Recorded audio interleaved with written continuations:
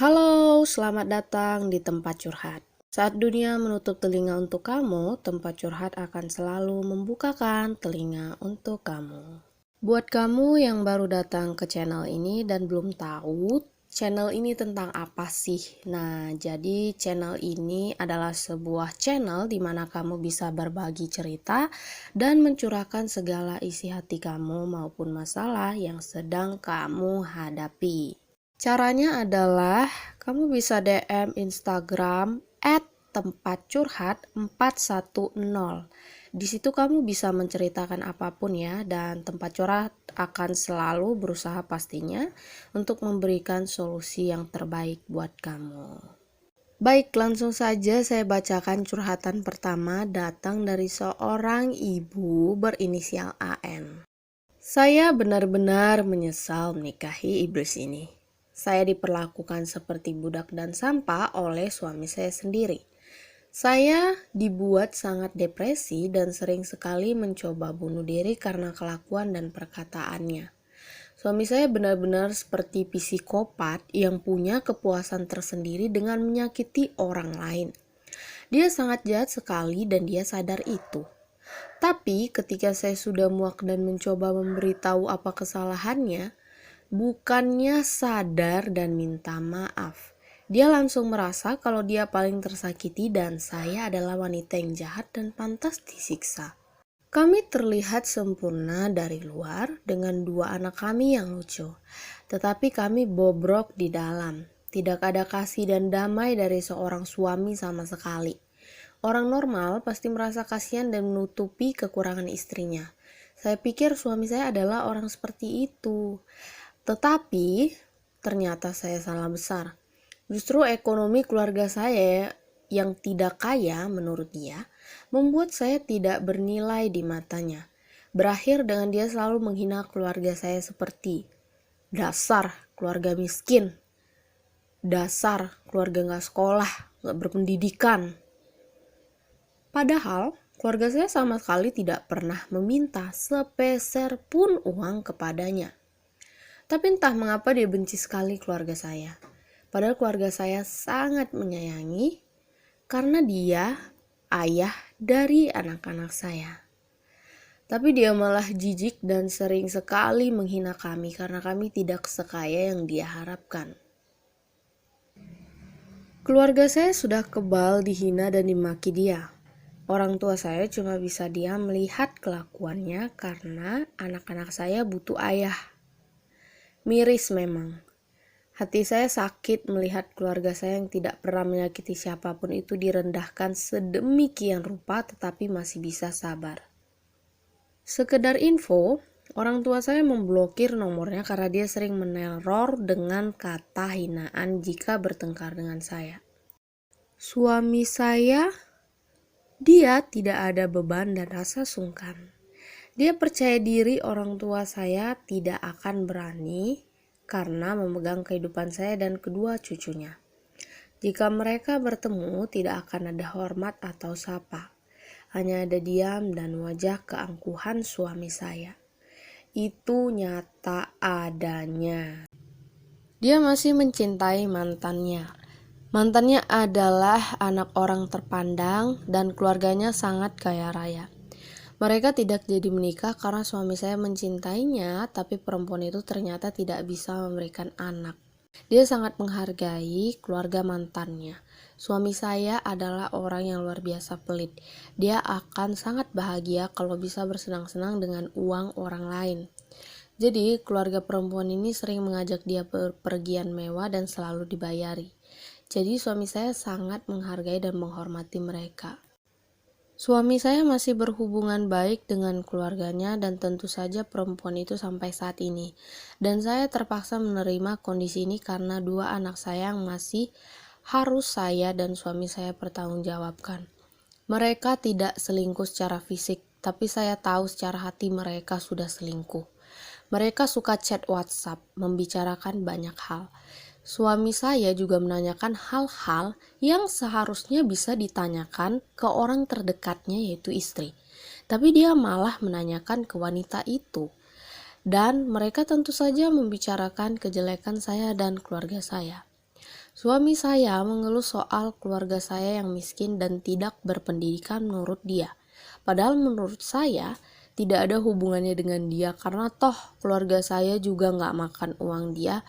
Kenapa dia yang selalu repot dan marah dengan kondisi keluarga saya yang tidak memenuhi standarnya dia? Dia lebih memilih memberikan makanan dan hadiah ke keluarga mantannya daripada keluarga saya yang jelas-jelas istrinya. Iya, betul, itu yang terjadi. Dia memberikan banyak puding mahal dan memberikannya ke keluarga mantannya. Sedangkan saya mau makan puding itu malah dibatasi atau dipelototi yang berakhir saya nggak jadi makan. Orang tua saya yang datang waktu saya melahirkan kedua anak merasa lapar dan minta dibelikan mie. Dia malah marah dan mencaci maki saya dan ibu saya karena merasa direpotkan dan merasa mie-nya kemahalan. Akhirnya saya minta ibu saya ganti saja ke dia. Dia terima uangnya dan malah minta uang parkir 2.000 karena beli mie itu. Saya nggak ngerti lagi iblis dari mana yang saya nikahi ini. Dan masih banyak lagi kekurang ajaran suami saya ini. Dia selalu menjelekkan saya. Dulu saat saya sedang hamil anak pertama, dia selalu mencaci maki dan memarahi saya karena saya dianggap malas. Dia merasa orang hamil tidak boleh banyak tidur dan harus banyak bekerja agar anaknya rajin. Kami rajin sekali bertengkar karena omongannya yang tidak pernah positif dan selalu menghina. Setiap bertengkar, dia pergi membawa remote AC, menyembunyikan HP saya dan mematikan colokan TV. Dia mau saya sengsara di saat saya hamil. Iya, dia setega itu. Jadi kami bertengkar, dia pasti mengadu kepada semua saudaranya dan menjelekkan saya. Tentu saja, saya selalu dikatain malas, dari keluarga miskin, tidak berpendidikan. Itu saja kejelekan saya. Yang sampai semua keluarganya hafal kalau saya ini miskin dan akhirnya berani tidak menghargai saya karena saya memang tidak ada artinya di mata suami saya sejak awal. Awalnya mereka menghargai saya, tetapi karena dijelekan terus akhirnya mau tidak mau mereka ikut membenci saya hanya karena keluarga saya dianggap miskin dan tidak berpendidikan. Ada alasan lain untuk membenci saya? Tidak. Hanya itu kesalahan saya. Saya tidak kaya, ayah saya bukan konglomerat, dan keluarga saya bukan lulusan Harvard atau Stanford. Dia pernah berkenalan dengan gadis muda lewat BBM sewaktu saya baru melahirkan anak pertama saya. Saya tahu mereka tidak bertemu karena suami saya bukan tipe orang bodoh yang mau menghabiskan uang untuk seorang wanita. Dia hanya mencoba jika ada wanita bodoh seperti saya yang mau menjadi budaknya, secara cuma-cuma dengan iming-iming pekerjaannya yang bergengsi. Saya sangat sakit hati karena setelah melahirkan bukannya membantu saya, dia malah menjadi dingin dan berchat ria dengan wanita jalang yang masih muda itu. Bahkan saat saya labrak, suami saya dengan tega mengatakan kalau saya hanyalah wanita urakan yang mengejar-ngejar suami saya kepada perempuan itu dan ibunya. Ibu perempuan itu sangat semangat menjodohkan anaknya dengan suami saya karena suami saya sangat sukses. Saya pernah kabur dan mengatakan suami saya agar menikah saja dengan gadis itu.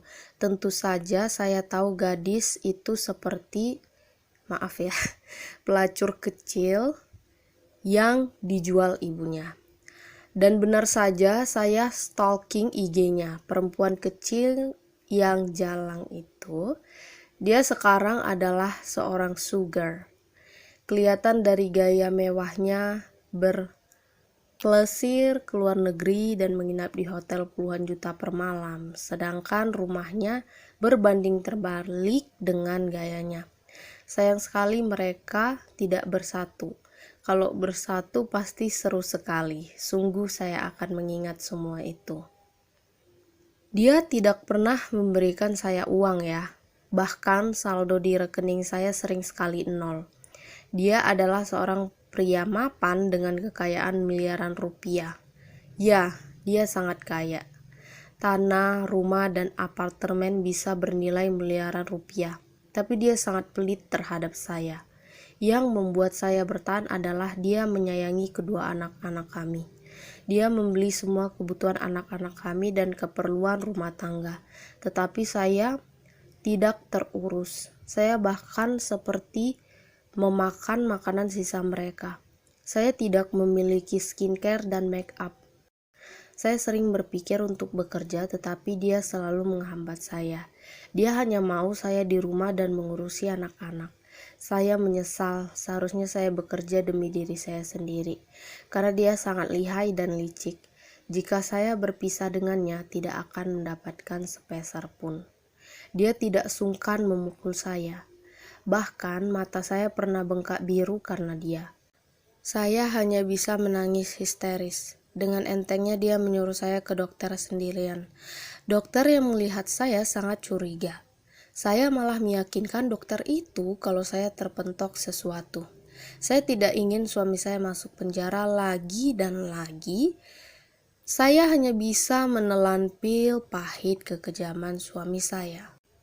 Dia sering sekali memarahi, berteriak, dan mencaci maki saya di depan umum. Saat kakek saya meninggal, dia tidak mau datang. Sampai semua keluarga saya menanyai saya kenapa.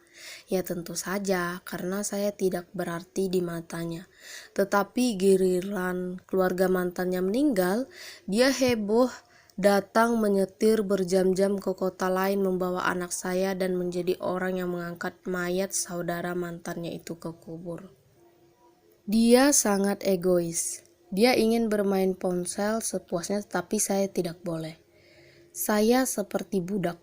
Bahkan wifi di rumah semua bisa dipakai, tapi saya tidak.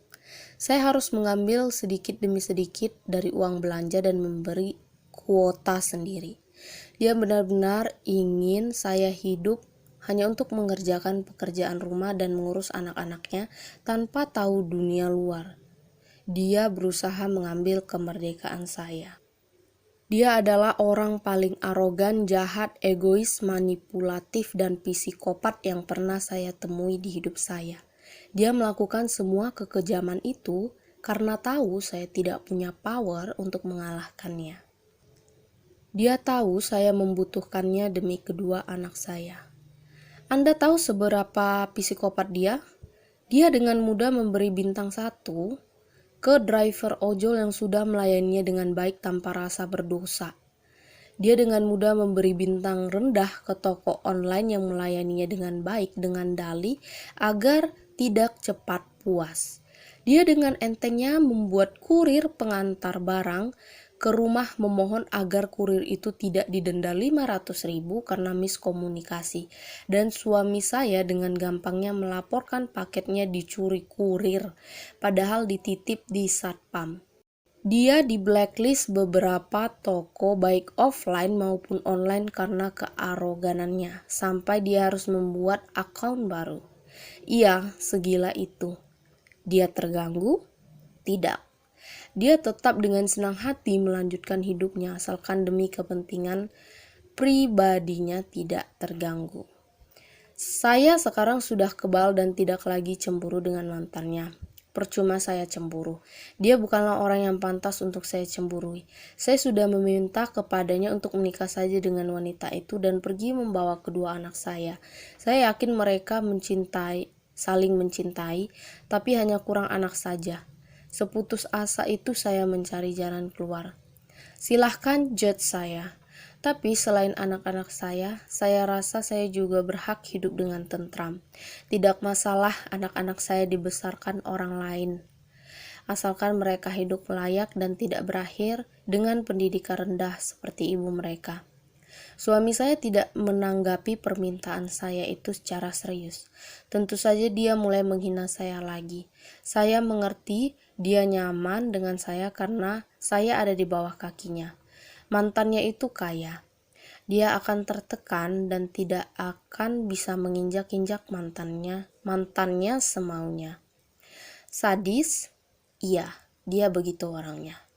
Dia merasa dirinya superior, hobi menginjak orang lain yang lebih miskin dan rendah. Sepertinya dia sudah nyaman menjadikan saya kasetnya. Jika dia menikahi mantannya, di lubuk hatinya, dia takut anaknya tak akan bahagia bersama ibu tiri.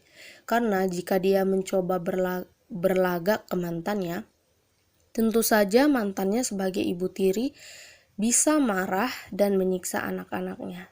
Berbeda dengan saya yang merupakan ibu kandung. Diperlakukan seperti hewan pun, saya masih menyayangi anak-anak saya. Setidaknya anak-anak saya dia sayang. Sekarang saya bingung harus bagaimana. Saya ingin berpisah karena pernikahan ini adalah pernikahan yang super toksik. Ini bisa membuat saya mati cepat atau lambat. Saya ingin sekali pergi, tetapi saya hanya lulusan SMA dan saya sebentar lagi berumur 30 tahun.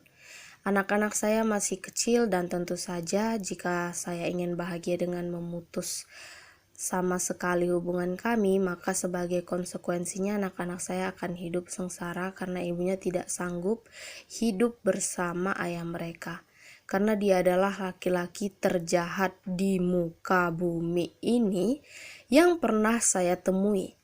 Dia akan lepas tangan atas kehidupan kedua anak saya yang tidak berdosa ini. Saya bingung sekali dengan keadaan saya ini. Tak terhitung berapa juta persen saya ingin mengakhiri ini semua. Tapi saya terus memandang kedua anak saya. Sampai saat ini saya hanya bisa memendam semua dan mencoba membawanya ke penghakiman terakhir di akhir ayat nanti. Saya bersumpah, saya akan menjadi orang yang membuat suami saya terhalang pintunya ke surga. Saya akan berusaha sekeras mungkin memutar semua kejahatannya selama di dunia dan menjadi alasan terkuatnya dijebloskan ke neraka jahanam. Mungkin secara dunia saya tidak bercerai, tapi saya sudah menceraikannya dari hati saya. Doakan saya bisa menjalani setiap detik dalam hidup saya dengan kuat. Semoga ada keajaiban yang membuat saya enggak lagi trial meminum baygon atau gantung diri dengan gendongan bayi anak saya yang sudah saya kaitkan kuat-kuat di tangga karena dia lagi dan lagi menyuruh saya mati kemarin. Iya, itu tadi curhatan dari ibu berinisial AN ya. Jadi memang sebuah rumah tangga itu untuk membangunnya dengan kasih, cinta dan damai itu bukan persoalan yang mudah ya.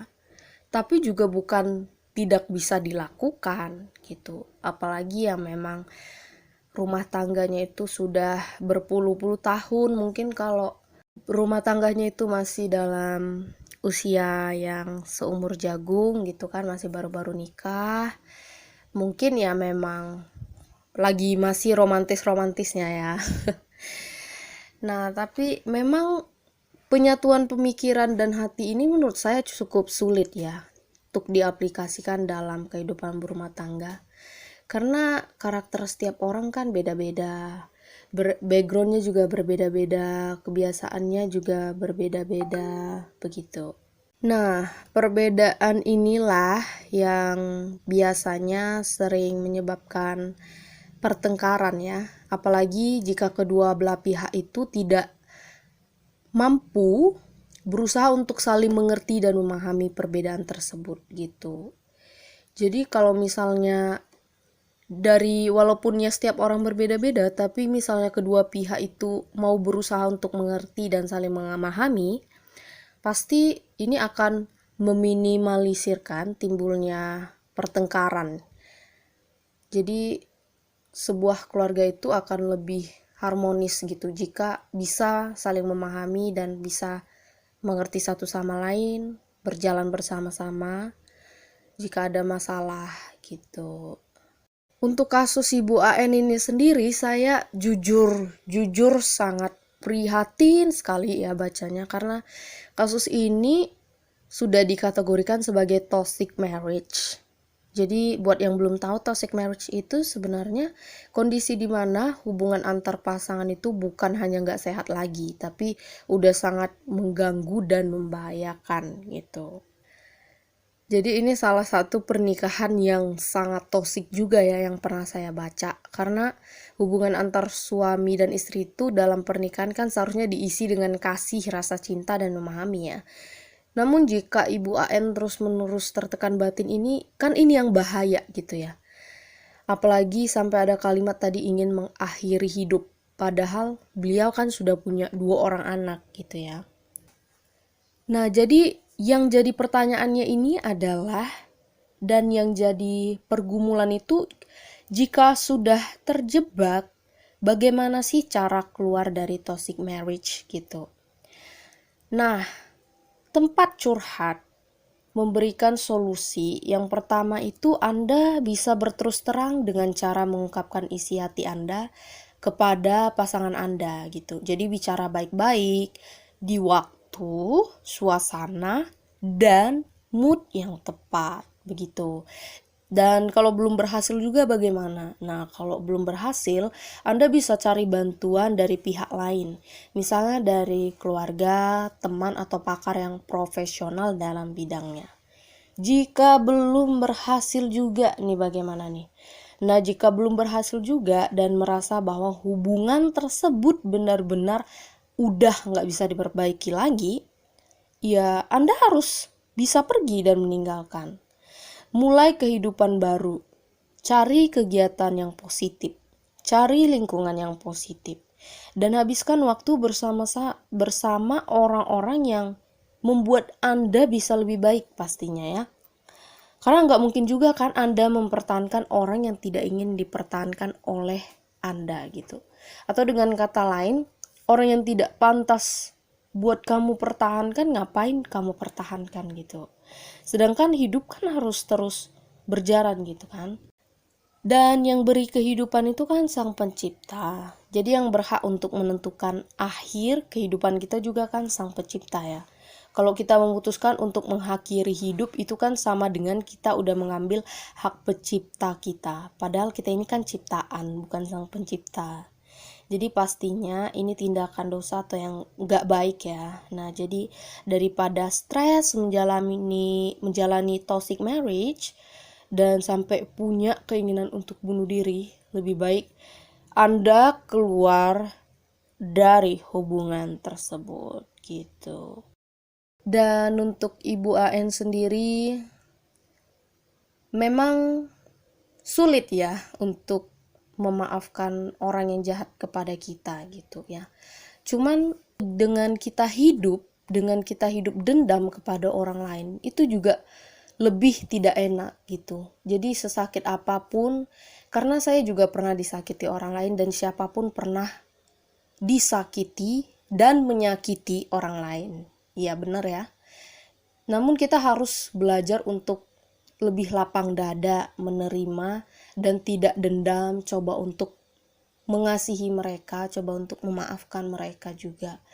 Karena hidup kita akan lebih tenang dan damai saat kita tidak dendam di dalam hati gitu. Saat kita tidak memiliki rasa benci kepada orang lain, itu akan lebih tenang gitu hidupnya.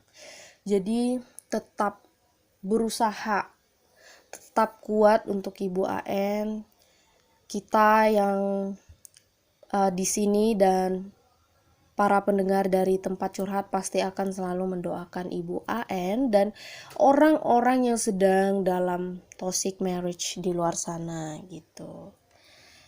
Dan tetap semangat untuk Ibu AN, jangan takut untuk bertindak, jangan takut untuk keluar dari toxic marriage gitu.